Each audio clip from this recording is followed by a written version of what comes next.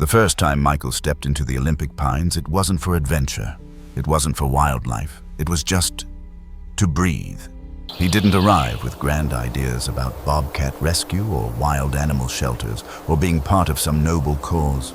He came with a truck half full of dry supplies, a thermos of lukewarm coffee, and a quiet ache that had been sitting in his chest for years.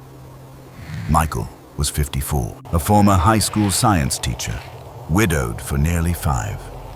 He had no children at home, no pets anymore, and very few messages on his phone. The forest didn't ask him questions. That's what made it bearable. His cabin sat off a dirt road near Lake Quinault, not far from the Washington coast. A small ranger outpost had offered him a position as a seasonal volunteer logging tree health, documenting soil shifts after storms, mapping trail overgrowth. The job didn't pay much, but it came with solitude, which by then he had learned to carry like a second skin. Mornings began the same.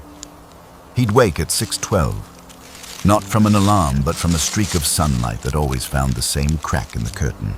He'd make a cup of black coffee in a blue enamel mug scratched around the rim and stand on the porch for a while, listening. Not for birds, not for animals, just for what wasn't there. No cars, no phones, no noise of the world doing its thing without him. That was how he liked to think of it. Sometimes he joked to himself that the forest had become the only place left that didn't need anything from him. But that wasn't quite true. The truth was, he missed being needed. He wouldn't have said that out loud. Not to anyone he knew, but in the way his hands lingered when folding the camp towels, in the way he still poured 2 cups of tea some nights out of habit. You could see it. Loneliness didn't always arrive like thunder.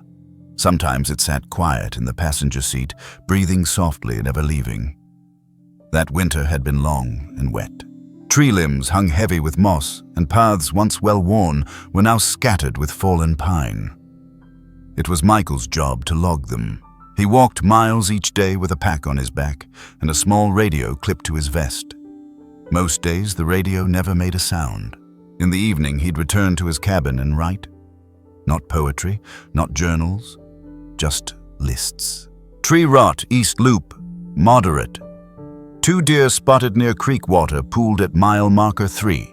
Campfire ring needs clearing. He kept his words sparse. But when he did write longer, it was always about the trees. There was something about them, how they stood weathered, unmoved.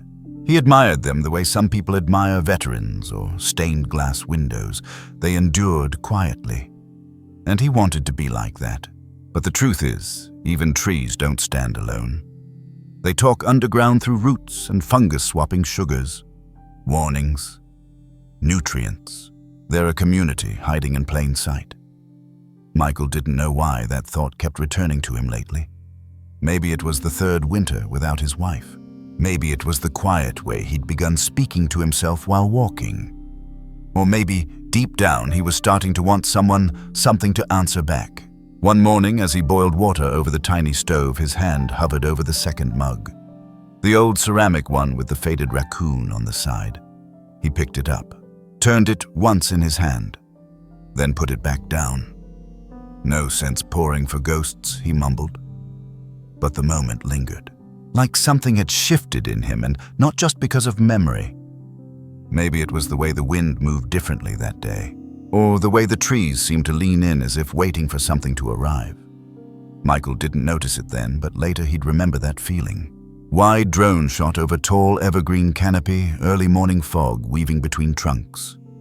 Michael's tiny figure visible below, walking a narrow path. Out on the south ridge, where the trails were steeper and the forest felt older, he moved slower. A light drizzle had started falling. That part of the forest always smelled like pine needles and thyme. And as he paused to check moss growth on a Douglas fir, he felt it again, the ache of missing someone who'd never come back. He reached into his jacket for his field book, then stopped. Somewhere just beyond the rise, a sound broke through the soft hush of the trees. Faint, high. A little like a kitten's cry, but sharper, shorter. He froze. Bird. Something else. He turned his head and waited. There it was again. It wasn't wind. It wasn't leaves. It was something alive. And it was calling. Michael moved without thinking down the slope over the roots, careful but quick. The sound came in pulses, weak, erratic. When he found her, it didn't register at first. She was so small, no larger than his forearm, fur matted with rain, curled into a ball near a splintered log. If she hadn't moved, he would have walked past.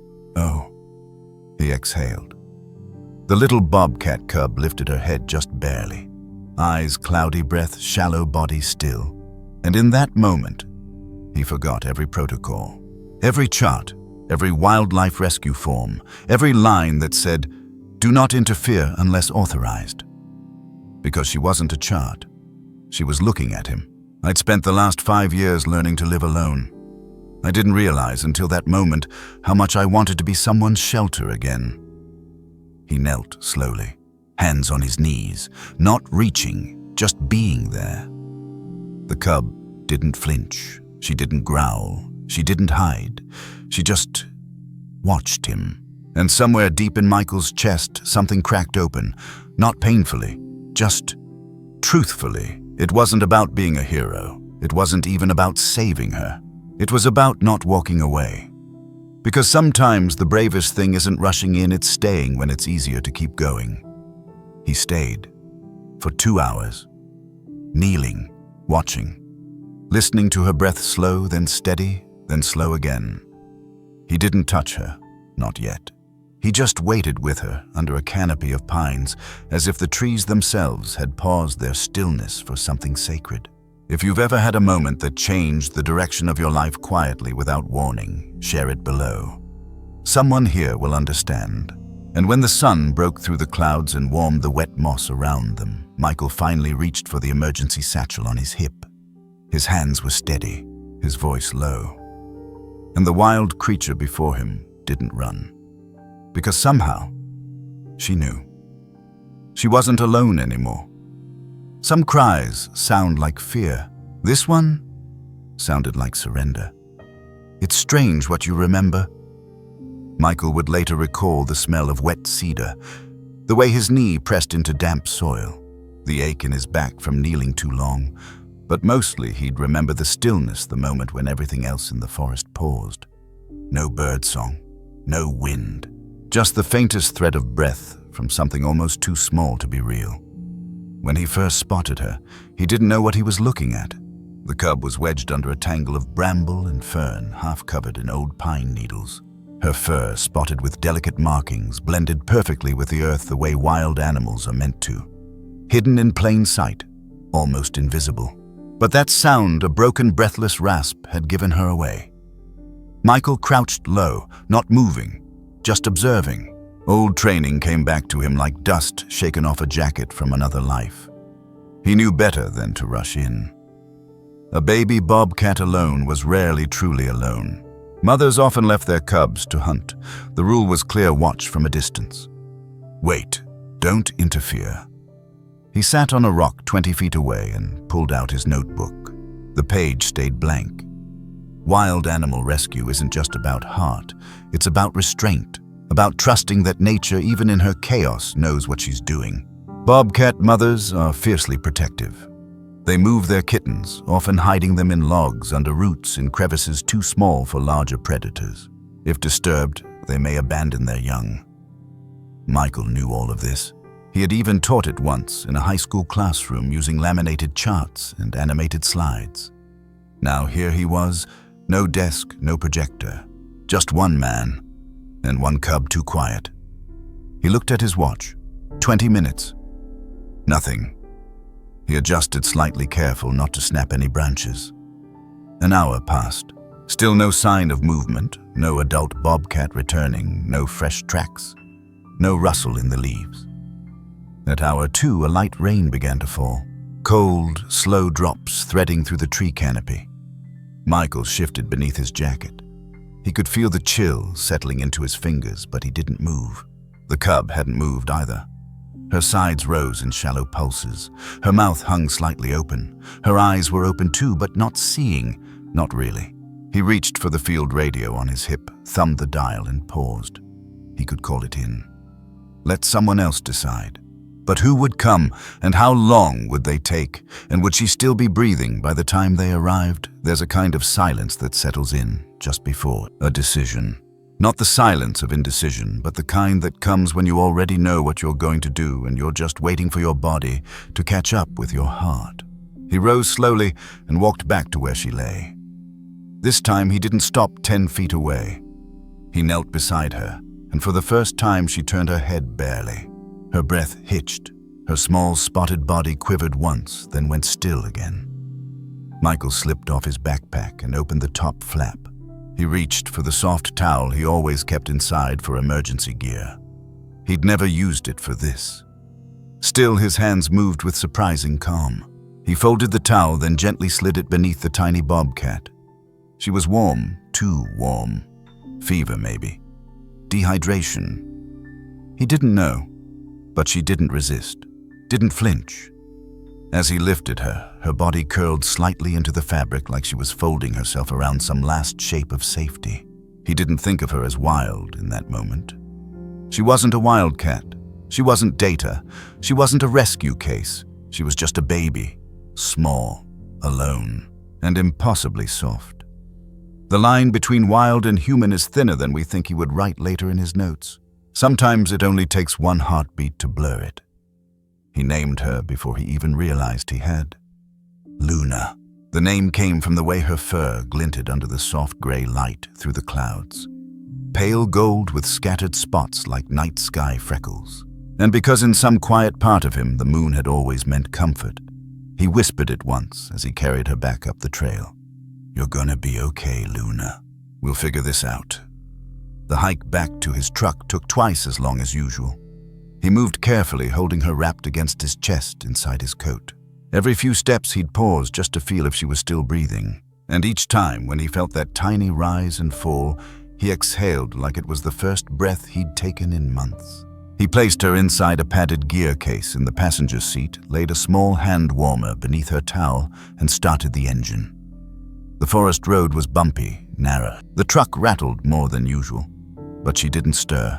Outside, the fog rolled in low across the trees. Pines drifted past like sentinels, silent and tall. Inside, Michael drove with both hands tight on the wheel, eyes flicking between the road and the bundle beside him. He didn't turn on the radio. He didn't speak. But in his chest, something was shifting, a quiet resolve, a protective thread he hadn't felt in years. When his daughter was 3, she'd once fallen asleep on the couch with a fever. He remembered holding her in that same way, wrapped in a blanket, whispering nothing in particular, just hoping his voice might be enough to anchor her back to this world. Luna wasn't his daughter. But there are instincts that don't ask for permission. If you've ever been in a moment where instinct overruled protocol, where your heart said stay when everything else said go, let us know below. You're not alone. By the time they reached the cabin, the light was fading. Michael placed her on the counter in the soft nest he'd made, turned up the heat, and rummaged through his gear for formula packets meant for emergencies. The wilderness had rules, but sometimes so did love. And this, whatever it was beginning to feel like both. She was no bigger than a grapefruit, but she carried a weight I wasn't ready for. She weighed less than a grapefruit. But that night it felt like I was holding the whole world in my hands. When Michael brought the tiny bobcat into his cabin, the air changed. The forest air outside was cold and crisp, filled with pine and rain. Inside, the space was thick with something quieter concern. Yes, but also a faint and forgotten tenderness. He hadn't heard another living heartbeat in this cabin in years. Now there were 2. The first few hours of wildlife rescue are the hardest. You don't know if you're doing the right thing. You don't know what's too much or not enough. With wild animals, even care must come gently without claiming ownership. Michael knew this. He'd read the manuals, sat through seminars. He knew the difference between rescue and possession. Still, as he wrapped the cub in his old flannel shirt, something inside him stirred that no textbook had ever warned about the simple human ache to protect. The cabin was small, 1 room and a wood stove. He cleared a space on the table and lined a shallow crate with soft towels, layering them like a makeshift nest. He placed the cub Luna at the center, her body barely rising with breath. The rain outside had turned heavier, tapping against the roof like small, steady footsteps. He lit the fire, not for himself, but for her. On the counter, a single lamp cast a warm glow. It caught the edge of her spotted fur, still damp from the storm. Her paws, no bigger than his thumb, were curled inward. Claw's hidden body, limp but warm. That warmth was the only good sign. Michael crouched low beside her and tried to remember every instruction he'd ever been given about feeding orphaned wildlife. Warmth first, hydration second, nutrition third. He found a powdered milk mix in his rescue kit designed for small mammals. He boiled water, tested the temperature against his wrist, and stirred until the mixture turned pale, white, the color of safety. Then he filled a dropper and knelt beside her again. He whispered almost to himself, "Okay, Luna, let's see if we can get a little life back in you." The first drop touched her lips. Nothing. The second barely a reaction, but at the third she made a small, weak sound. Something between a sigh and a mew. Michael froze, then tried again. Another drop, then another, and slowly she swallowed. It wasn't much, barely half a teaspoon, but it was enough to keep him awake the rest of the night. I'd spent years teaching my students about life cycles, about adaptation, about the strength of nature. But that night, as I watched a 2-week-old bobcat fight to breathe, I realized how fragile strength really looks up close. He sat there for hours. Every 30 minutes, he refilled the dropper, checked her temperature, adjusted the blankets. The flannel shirt he'd wrapped her in, an old red one he hadn't worn since before his wife passed, smelled faintly of cedar and thyme. It felt right that something small and fighting was resting in it now. There's a strange kind of symmetry in life. Sometimes the very thing you thought you'd left behind, the part of you thought had no use anymore, becomes the thing that saves another life. Michael had spent years living by logic, data, and procedure. But what brought Luna through that night wasn't any of those things. It was presence. He didn't fix her. He stayed with her, that's all. By dawn, the storm had quieted. A faint light crept across the windows, washing the cabin in soft gray blue. Michael was slumped in his chair, half asleep, when he heard a faint rustling sound. He turned. Luna was moving. Clumsy, slow, but deliberate, her tiny paws pushing against the towel as if trying to remember what strength felt like. Her head wobbled once, then lifted. For the first time, her eyes found him. They were cloudy green, unfocused, but curious. And for just a second, she blinked slowly, as if to say, "I'm still here." He smiled. Not the quick kind that comes and goes, but the quiet kind that sinks deep and stays. The camera could linger here. A man and a wild creature, both caught in the same fragile moment between life and loss. The fire's embers glowing low, the forest breathing outside.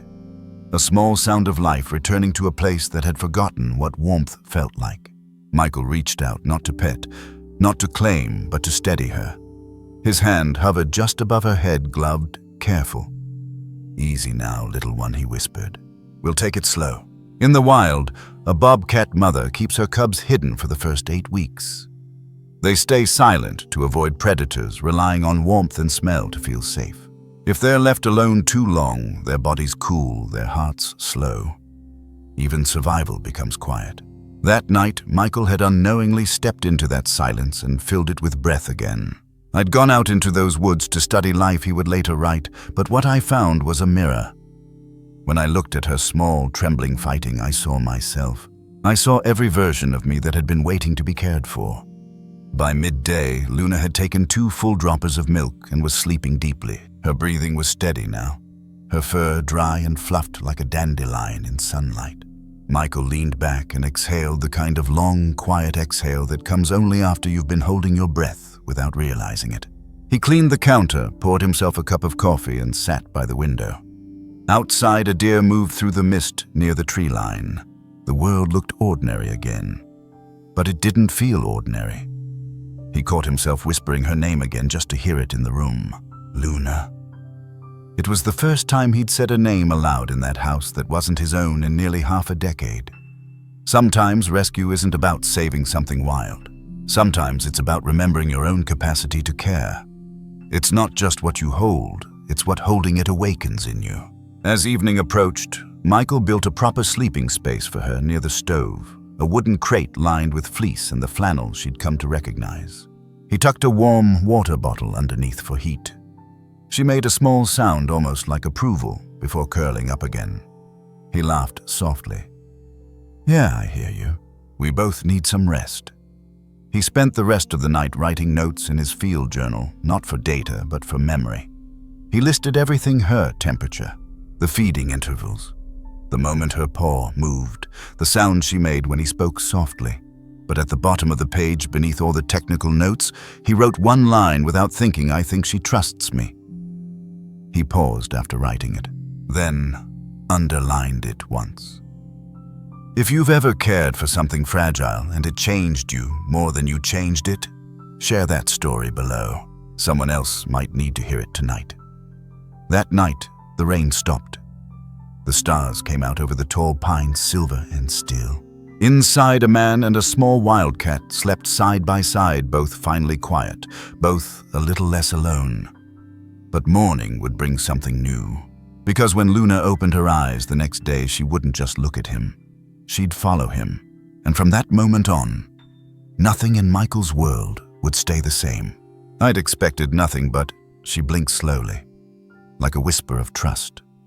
It wasn't dramatic. It wasn't loud. Just a single blink, like a thread of trust being tied between us. Michael didn't sleep deeply that night, not because of noise, not because of worry, but because something in him had shifted. There was someone else in the room. Even asleep, he was aware of her. The soft sound, the gentle rustle as she adjusted herself in the crate, the subtle hum of breath that came steady now, faint but certain. And when dawn broke, spilling pale gold through the cabin window, Michael opened his eyes and turned toward the crate. She was already awake, and she was looking at him.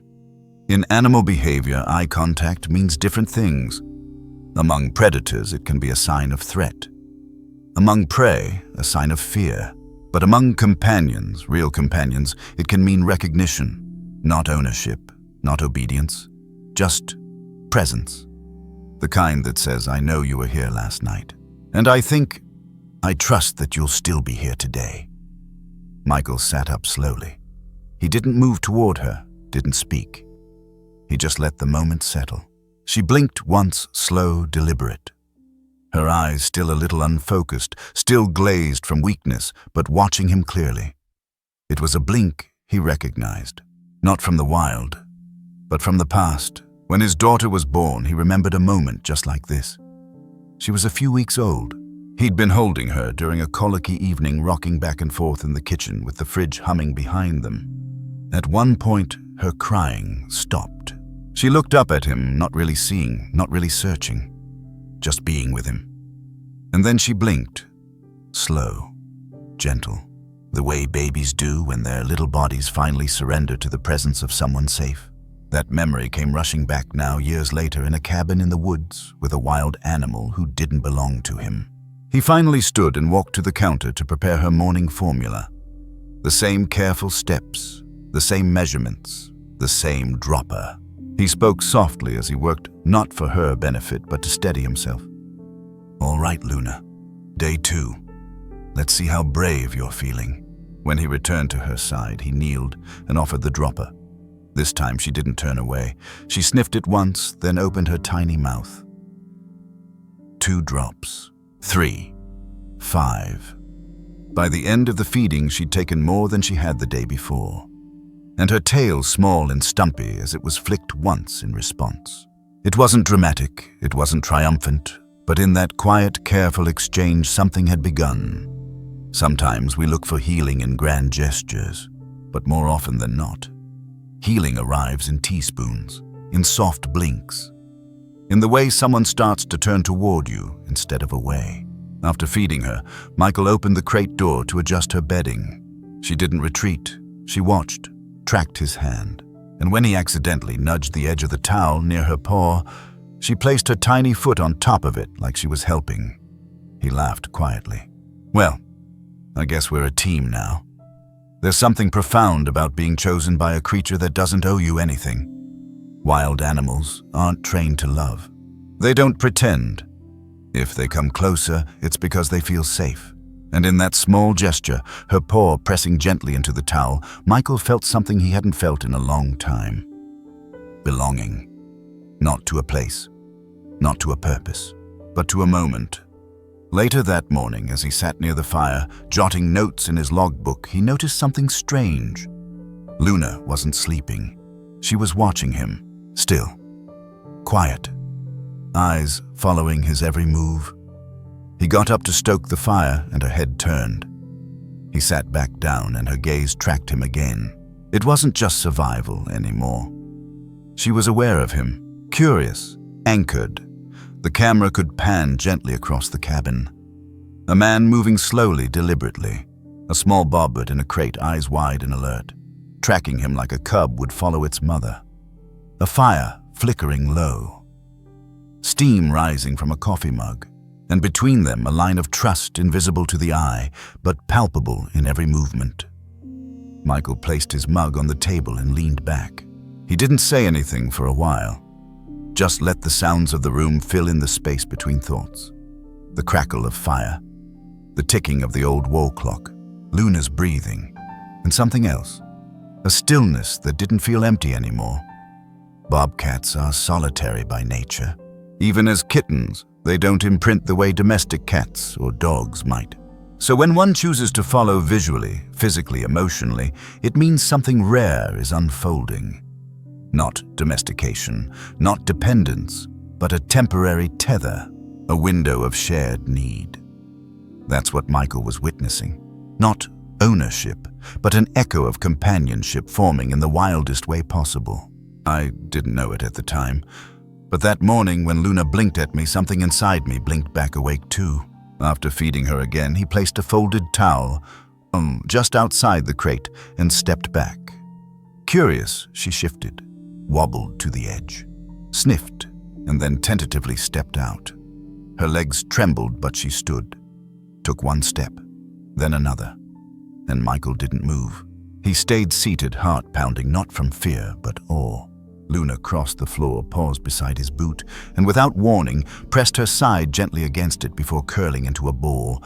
No music, no narration, just the sound of breath, the fire, and the slow zoom in on her curled body next to his foot. The kind of closeness that says, I could leave, but I won't. We often think healing is something we do for others, but sometimes it's something we receive in return quietly while trying to save someone else. Luna didn't owe Michael anything, but she gave him something anyway, a reason to stay present, a reason to get up, a reason to whisper someone's name in the morning. Has an animal ever surprised you with trust when you needed it most? Tell us their name below. Let's remember them together. That evening, Michael moved her crate closer to the bed. He didn't plan to, he just found himself doing it. He placed an old sweater inside just in case she wanted something that smelled familiar. And sometime during the night, he woke to the sound of soft steps across the cabin floor. Not wandering, not fleeing, just following. She didn't just survive. She began to choose me. She could barely walk straight, but when I stood up, she followed like it was the most natural thing in the world.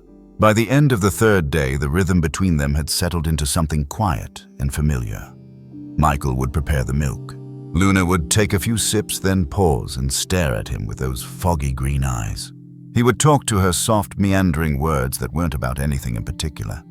She didn't understand the words, but she understood the tone. Sometimes that's all any of us really need. In wildlife rescue, there's a line you're taught to be careful not to cross. Too much human interaction and a wild animal might lose its natural instincts, what they call habituation. But what they don't always explain is that some bonds aren't about taming. They're about time, about stillness, about being together long enough for both hearts to recognize they're not alone anymore. And that's what was happening between Michael and Luna. She wasn't being trained. She was choosing. The first time it happened, it caught him by surprise. He had just finished writing in his journal and stood up from the wooden chair by the fire. Luna had been lying on a folded sweater beside the stove, her eyes half closed. As he walked toward the kitchen, he heard the faint shuffle of paws on the wooden floor behind him. He turned, and there she was, wobbly, slow, but determined, following. Step for step, he didn't speak at first, just crouched down and watched her. Her tail flicked slightly. She paused, then took one more tiny step and nudged her head gently against his boot. He smiled, not from pride, not from amusement, but from something deeper, something paternal.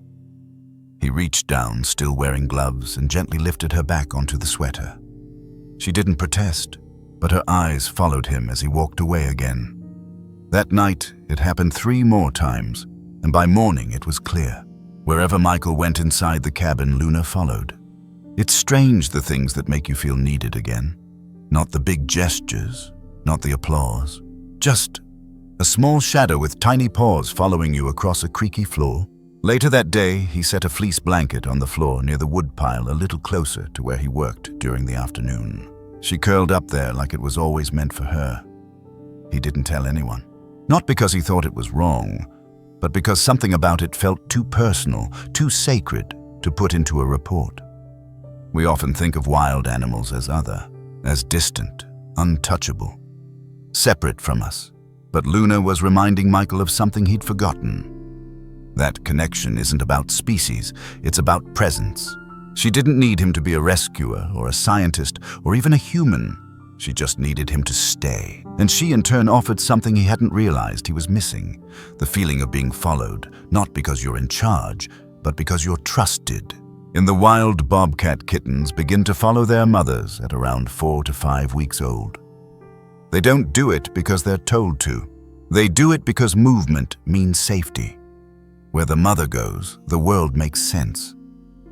Michael wasn't Luna's mother, but he was the warmest thing in the room, and sometimes that's enough.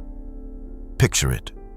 A small, softly lit cabin tucked deep in the woods, the fire casting long shadows. A man moving quietly between stove and desk, and behind him, padding gently over the floor, a bobcat kitten, wobbly, wide-eyed, never more than a few steps away.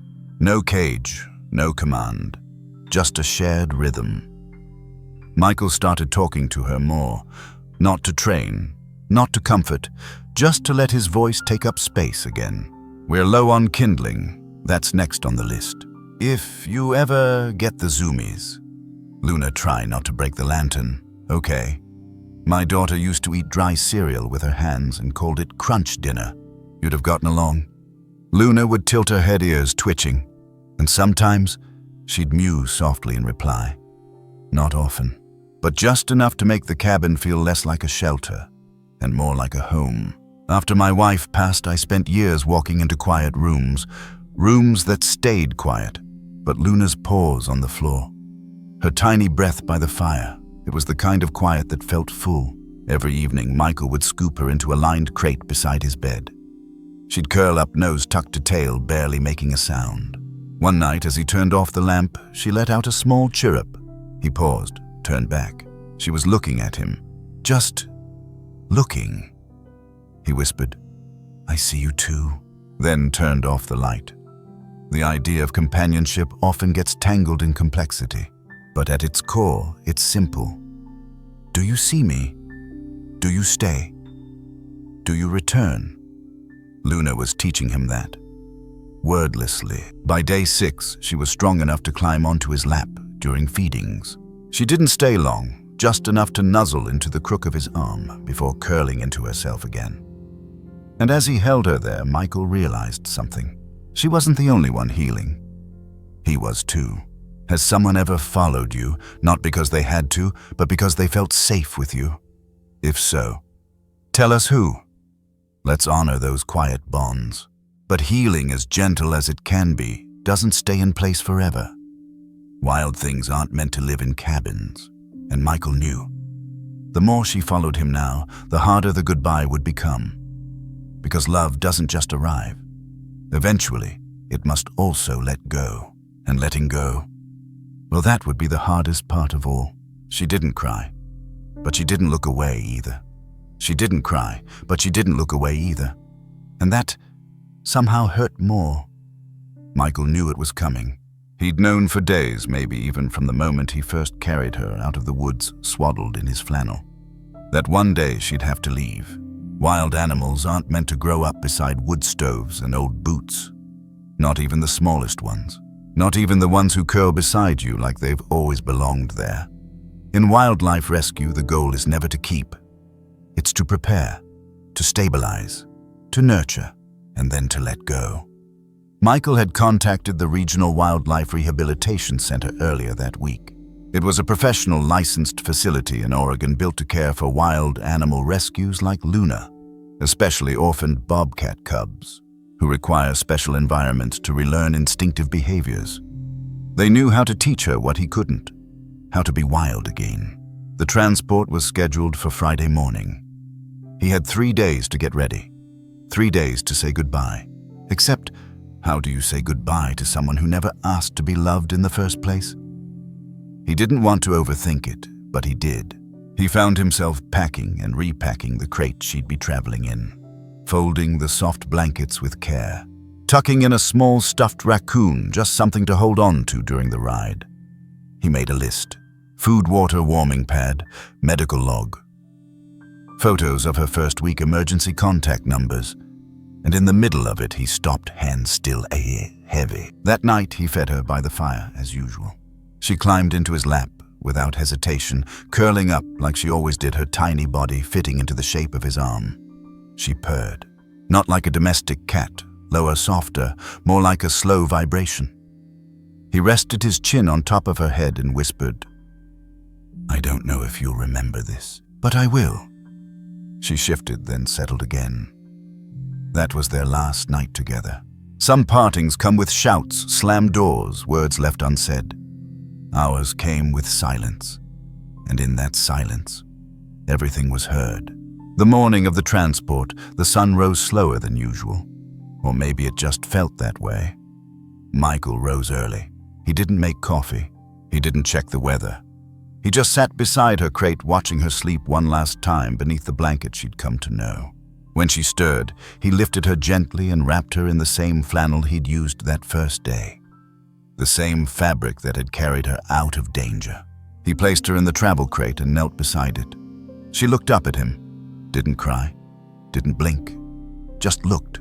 And in her gaze, something in him cracked open and settled all at once. Letting go doesn't always feel like a grand release. Sometimes it feels like a quiet agreement, a promise that what you gave mattered, and what you're leaving behind might carry some part of you forward. The drive was quiet. 200 miles through winding forest roads. Luna rested inside the crate on the passenger seat, dozing.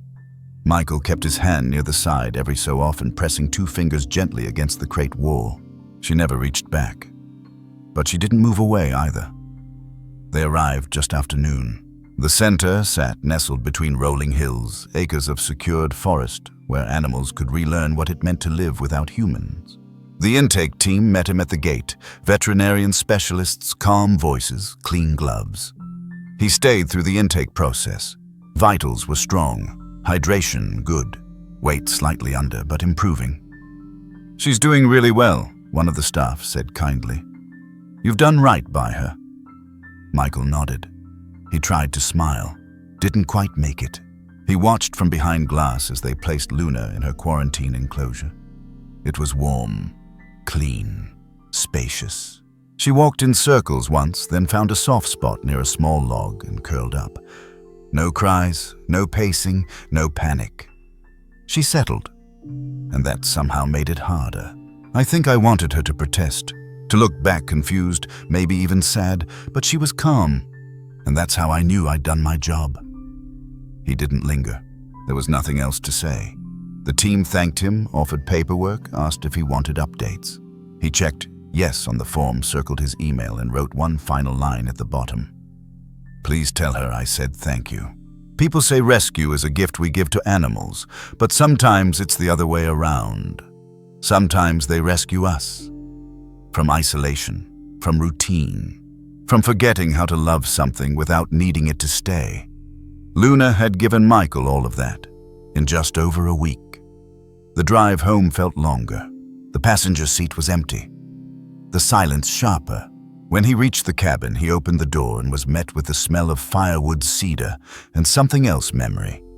Her blanket was still on the floor, her crate by the wall. Tiny paw prints faint on the dusty wood. Michael didn't clean it all up right away. He let it be. Let the room carry her outline for a while. Later that night, he lit a fire and sat in his chair, hands folded. He didn't speak, didn't cry. But when he looked over at the crate, he whispered, "Good night, baby girl. Have you ever had to let go of something you loved because it was the right thing to do? Share that story. You never know who might need to read it tonight." The next morning, he started writing. Not just field notes, but something more. He wrote about Luna, about what she taught him, and how for just a short while, he became something he hadn't been in a long time. Not just a caretaker, not just a man alone in the woods, but a father again. "I thought I'd rescued her, but maybe she was rescuing me. They say I rescued her. But the truth is, Luna found me first." After Luna was gone, the cabin didn't echo. It didn't collapse into silence. It just held a softer quiet, like someone had stepped out for a walk and might still return. Michael went about his days much the same way. He logged his forest data, checked soil moisture, walked the trails with his notebook tucked under one arm and a thermos of weak coffee in his hand. But something had changed. The routines weren't hollow anymore. The air felt charged, as if the trees had seen what happened and were still holding the memory. Like the bobcat cub's presence had left an imprint too deep to wash away with weather.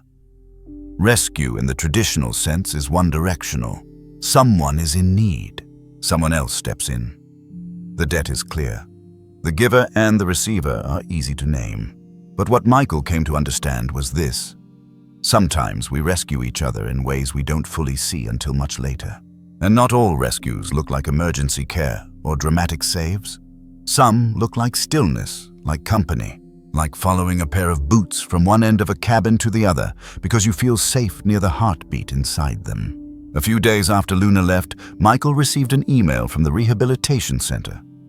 Subject line, Scout Update, Week 1. He smiled. They'd named her Scout, officially a good name. But to him, she'd always be Luna. The email said she was adjusting well, gaining weight, and most importantly, not seeking human attention. That last part was key. It meant she hadn't imprinted. She hadn't been ruined by his presence. She was still wild, still hers. That one sentence gave him more comfort than any medal or praise ever could. Later that evening, Michael printed out the photo they'd sent along a blurry shot of Luna mid-step in her new enclosure eyes, alert tail stiff like a rudder. He pinned it beside his desk just above the old trail maps. And every morning, after he found himself glancing at it before heading out, not out of longing, but something closer to gratitude. You can spend years learning how to survive in solitude.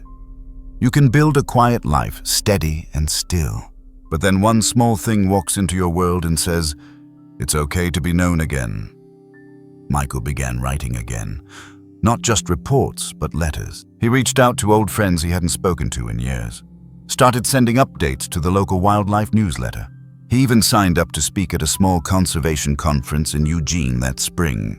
When his name was called, he stepped up to the mic with a photo of Luna tucked into his shirt pocket.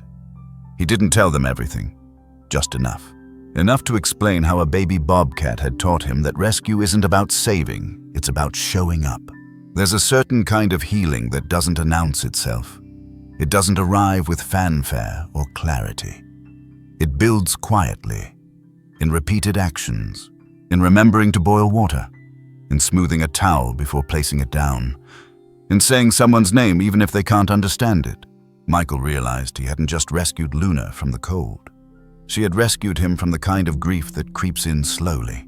The kind that doesn't cry, it just settles. The kind you carry until something wild reminds you how to feel again. A quiet cabin. Fire crackling. Michael sitting by his desk reading an email update. The light catching on the photo of Luna, her tiny body now stronger, her eyes brighter. The old flannel shirt she once slept in folded neatly in a cedar box by the window.